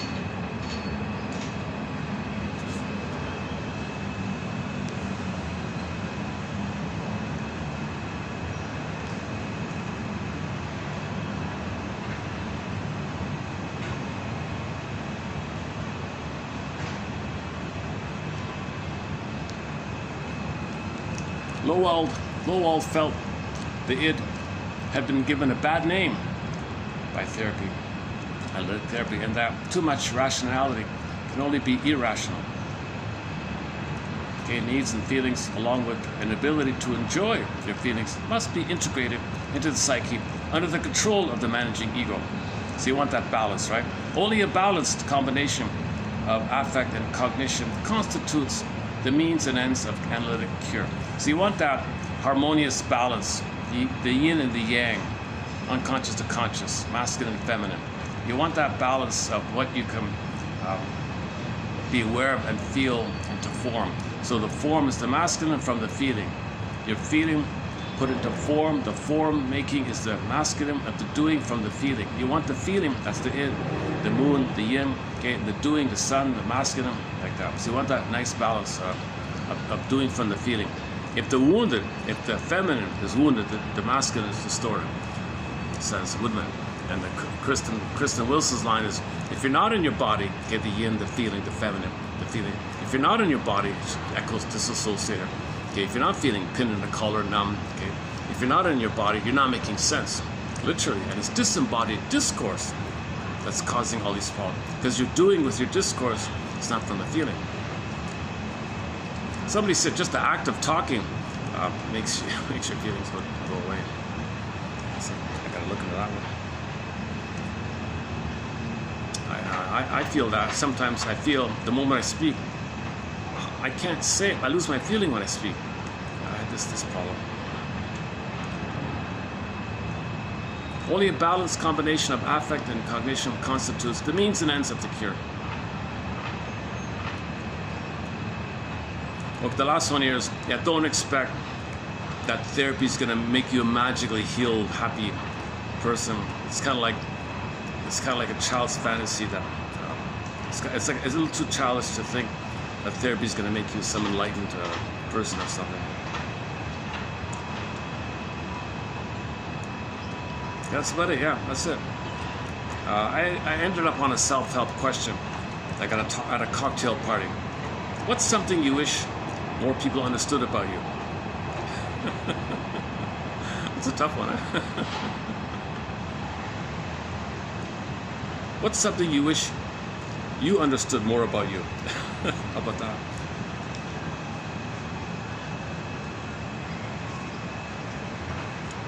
Let's see if we get lucky, if it'll read. Oh, the first part, sorry, the first one here. One about humor.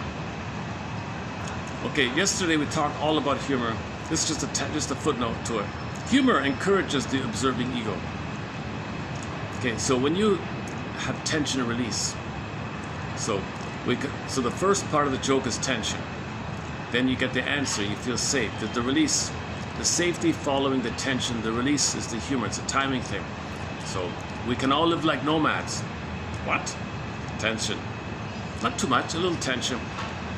Second part of the joke, where I no mad at you, you no mad at me. Oh, okay. You get the answer, you're safe. So the suspense and so it's a puzzle, you're thinking, cognitive energy, puzzling. What does it mean? We can all live like nomads. I don't want to live like a nomad. What's talk? So a little energy in your mind like that. Oh, you get the answer, you don't have to think anymore. The release is a humor mechanism, right? So when you laugh, okay, then oxygen, you're breathing, physiology better, you can think more. More blood to the brain, I guess. How does that work? More oxygen to the brain, you can think more clearly. See, when you're under stress, the blood goes to the limbs to flee or fight or flight, right? So you want. Humor shows you where you might feel, where you have anxiety. Humor points out themes most anxiety provoking. Yeah, so that joke, we can all live like nomads. Whoa, anxiety provoking. Nomad, I don't want to be a nomad. Anxiety.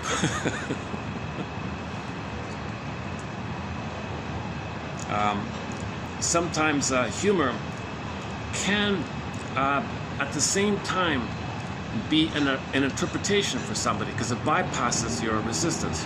So humor has the ability to bypass your resistance. Okay, so go to the pigeon joke in our collection. That's a good one, I thought.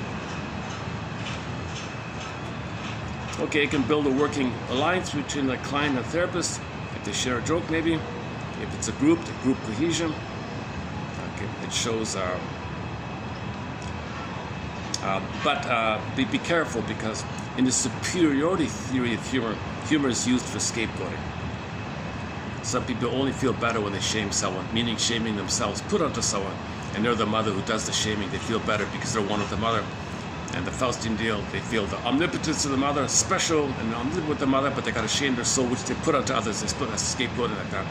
That's the scapegoating humor. So most of this humor is all these insult jokes are like that. Here's one from 3,000 years ago.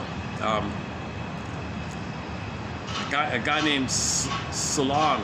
Solon, is that right? Solon, is that it? One of the famous Greek philosophers from 3,000 years ago. He said an interesting thing. Laws are like spider webs.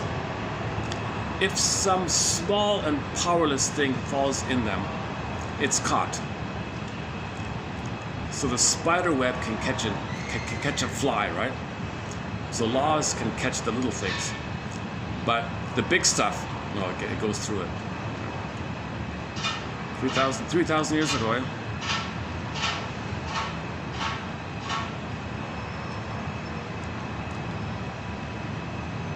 Is that it? Okay, one about, notice how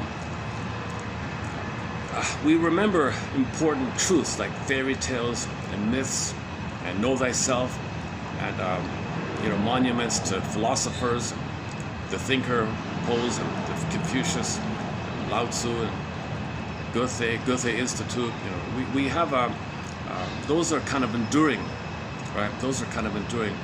But monuments to violence, they might be there for a while, but they tend to go. It's not, the truth is, the important things last, kind of thing. Think about the verses of Homer's verses, 2,500 years, and we're still telling these stories, right?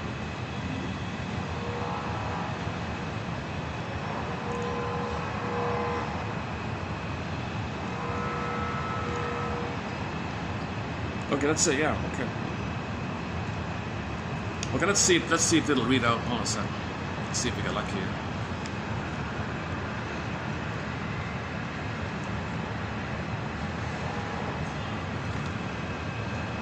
Humor encourages the observing ego.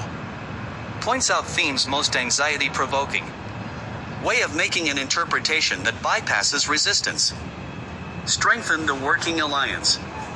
Enhance group cohesion. An expression of spontaneity, mastery, and strength. Can be used for scapegoating. Satow. We see then how far the monuments of wit and learning are more durable than the monuments of power of the hands. For have not the verses of Homer continued 2,500 years, or more, without the loss of a syllable or letter, during which time infinite palaces, temples, castles, cities, have been decayed and demolished? Francis Bacon/laws are like spiders' webs. If some small and powerless thing falls in them, it is caught, but a bigger one can break through and get away. Solon/he who is unable to live in society or who has no need of it because he is sufficient for himself, must be either a beast or a god. Revolutions are not about trifles, but they spring from trifles. Aristotle. Repetitions occur when traumatic experiences have not been assimilated. This sense of fate is a feeling of despair over one's inability to influence the course of one's life. Destiny, according to Ballas, is another matter. Destiny is a positive drive, an urge to articulate our true selves. It is the creative potential in a person's life. One of the most important tasks of an analysis is to enable a patient to come into contact with his destiny, to articulate his true nature through the creative use of object. Psychoanalysis provides a corrective emotional experience. There is something intrinsically therapeutic about spending time with a person who is completely focused on understanding you, a person not interested in inflicting his projections or fantasies or ideas on you, but trying to understand how you are trapped in your own inflexible fate. In 1969, Spotnitz was writing about the curative process in psychoanalysis as the deactivation of certain neural pathways and the activation of others, p. 99. In psychoanalysis, the contract is to say everything. So we are constantly inviting the client to convert into language the electrical impulses pulsing up from the reptilian brain and the feelings traveling along neurobiological circuits in the mammalian brain.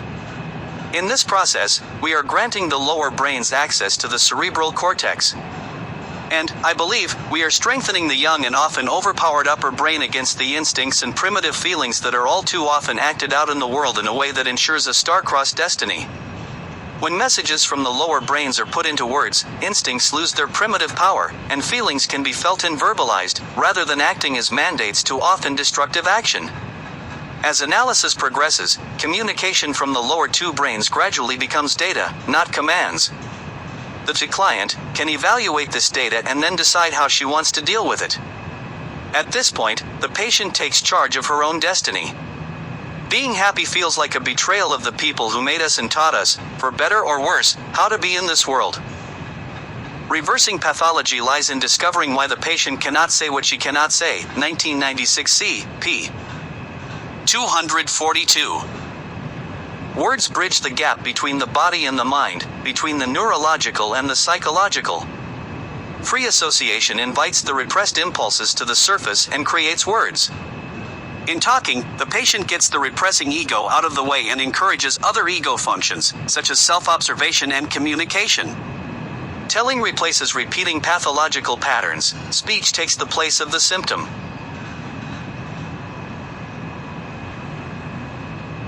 Oh, go on.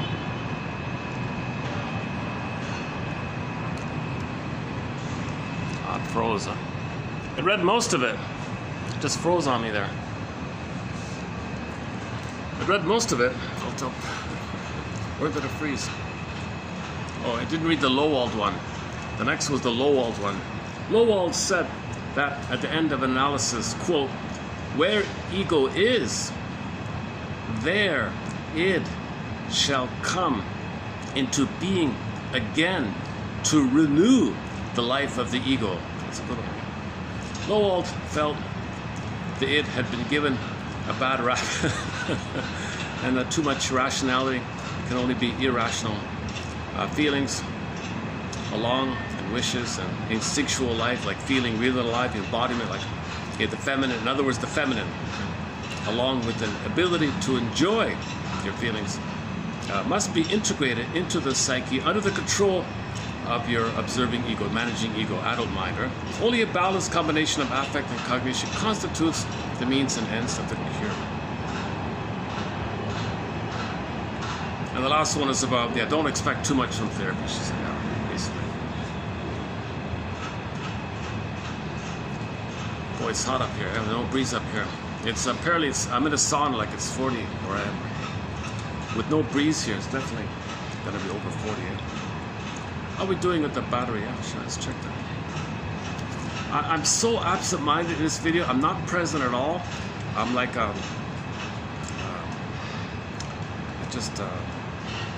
one. You know how it is. You want to sleep more, but you can't. You gotta get up. You know that kind of Okay, let's just make the best of it. Let's see, how's that? 405. Where's the, oh, hang on. It's 405. What about the battery? 52%. The battery's holding up. 52%. That's about right. Yeah, that's about it. It's a lighter load, eh?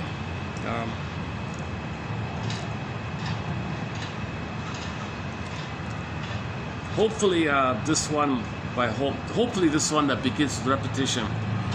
Hopefully that's the key one there. I think I thought that's kind of helpful. That's a good one.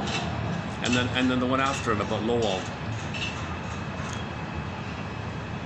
And the one after the one with Lowald. So I think there's two good solid quotes here.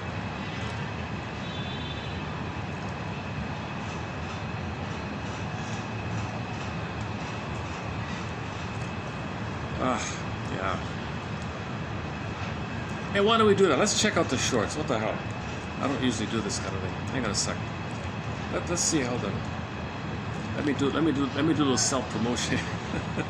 Let me do some self promotion here. So there's the regular. So the last video got 1 view.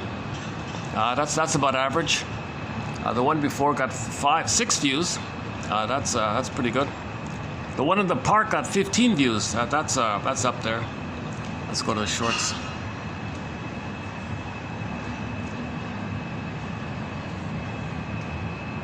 Okay, there's the one from Goethe I was talking about. 4 views. That's a good one. The Goethe one. Displacement and projection. That's a good one too. There's a 3-parter on Echo and Narcissus. The song Self-Saboteurs in here. We did a 16-part set run on gambling. No views. Look at that. No. Oh my God. Mostly no. And then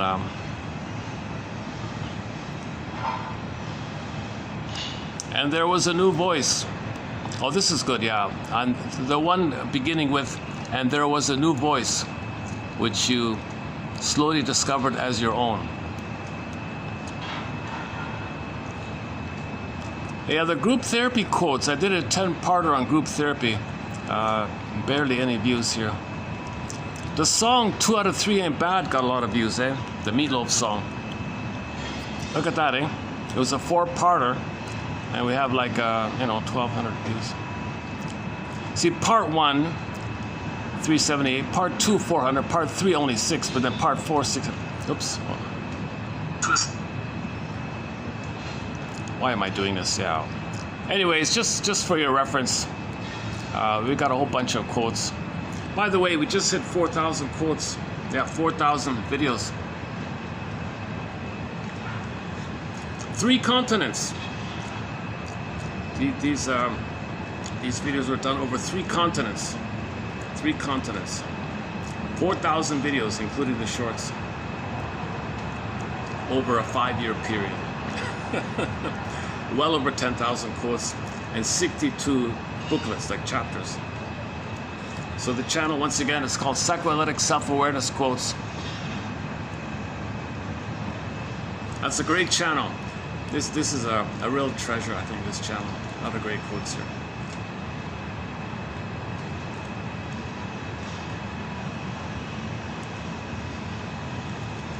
What else? You know, it's funny, when I left, that guy with the radio, I didn't see him down there anymore.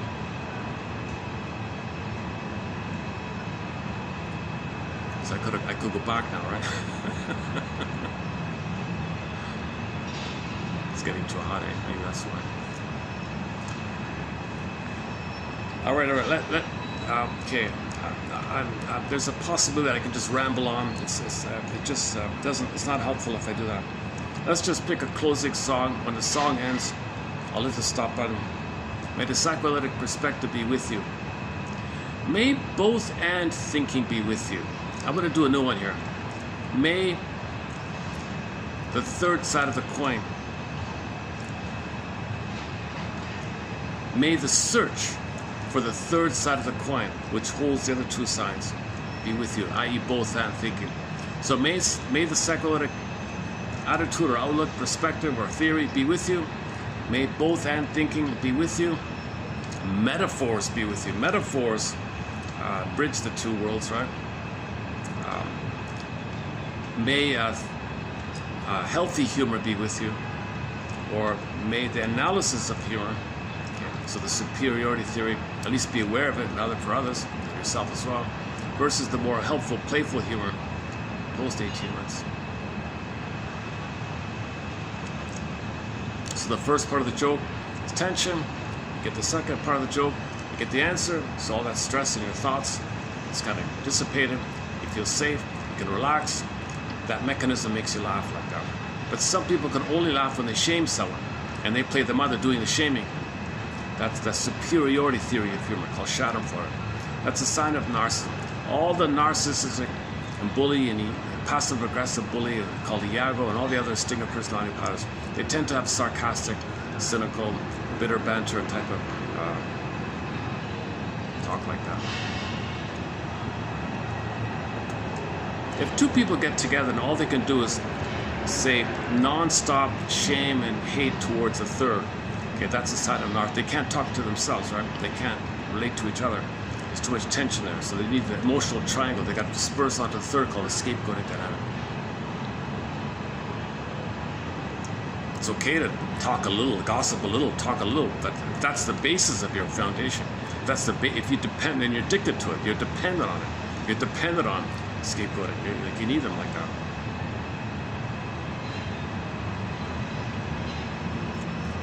And the one about displacement, it's very simple. It's very simple, right? Your anger is towards your mother or your father, and you're carrying it with you, right? Maybe something triggered it. Maybe your boss triggered it, but you can't express or speak up to the boss. So you're carrying this anger at the boss. And then the first person you see, maybe who you feel safe to.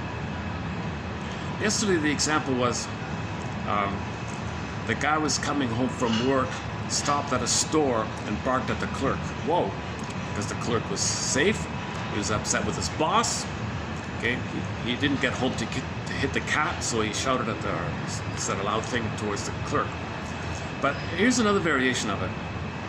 It could be flipped.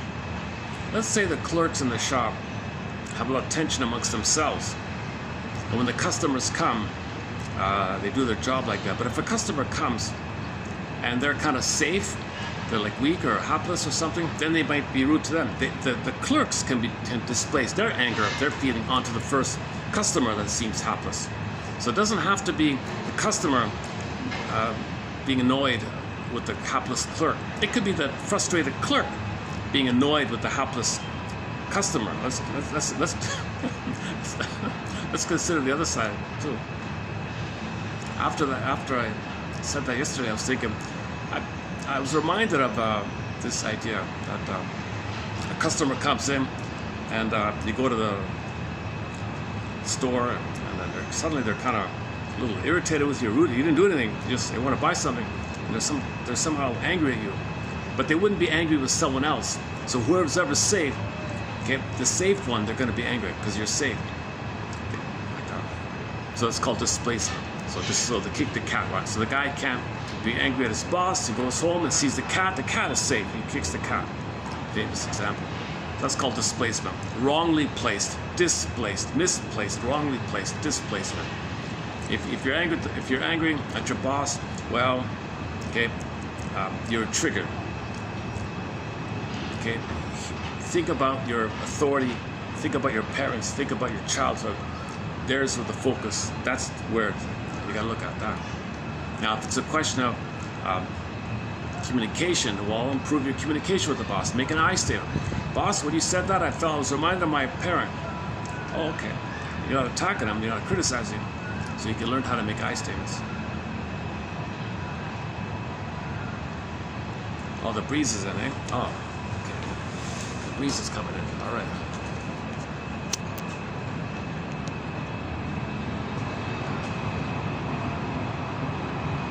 Look at that, eh? See, with the heat, nobody's out in the park, eh? It's going to be like this for the next 8 months or something like that, eh? Is that right? 7 months, 8 months?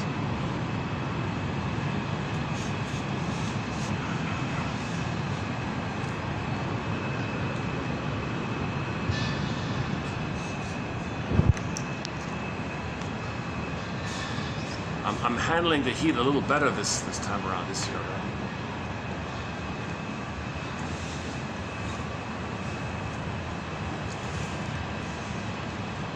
Okay, where are we here? Yeah, displacement. Often it's unconscious, we don't know we're doing it. Just like with projection, you don't know what you're doing. So the example yesterday with projection was one coworker really thought somebody in his team was going to take credit. He didn't, but he believed it. The other mates saw him as wanting to take credit, not the other one. The person thinking that didn't know it. So that's his blind spot. The hump, the camel. So the camel, think about the image of the camel. The camel doesn't see his own hump behind him, but he can see the hump on the camel in front of him. So you might be able to see other people's projections, but you can't see your own. It's behind you with the hump. Same idea with Aesop, the two bags. You don't see what you're projecting. Shadow, it's unknown to you, but you might be able to see what other people are projecting. So yesterday's example was not bad, right?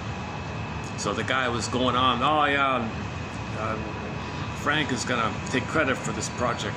I hate that. He's gonna take credit, isn't he? Oh, I really hate that. All the other people said, not at all. The guy saying it, he's eager to take all the credit. He didn't believe him. That's called projection. He's embarrassed to think that about himself. Goes against his narcissistic pride or something.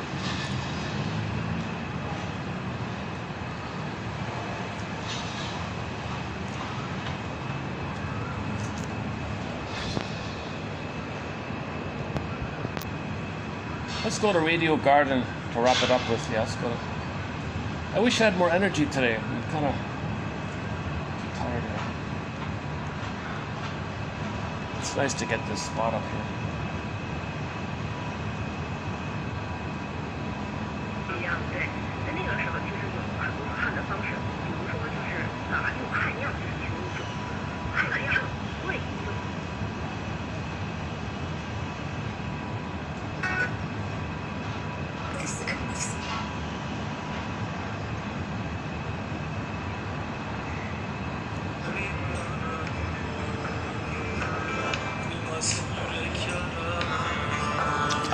Radio Garden website. You get a world map. You could just randomly try out different cities. You get a sample of whatever's on the radio. So right now in Turkey, in the city of Nigde, this is playing, eh? FM 104. Might be copyrighted.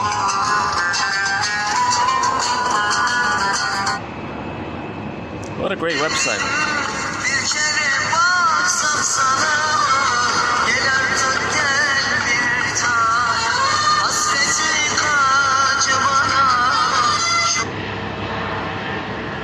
Bir konferans havası olsun bu alan.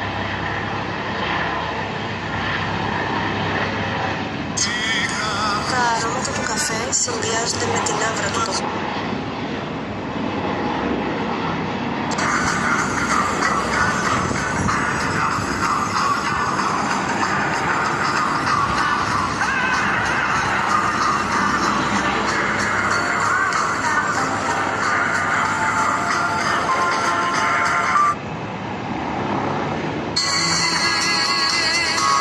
Μπορεί κάποιο βράδυ να ήρθα σε κάποιο από τα όνειρά σου.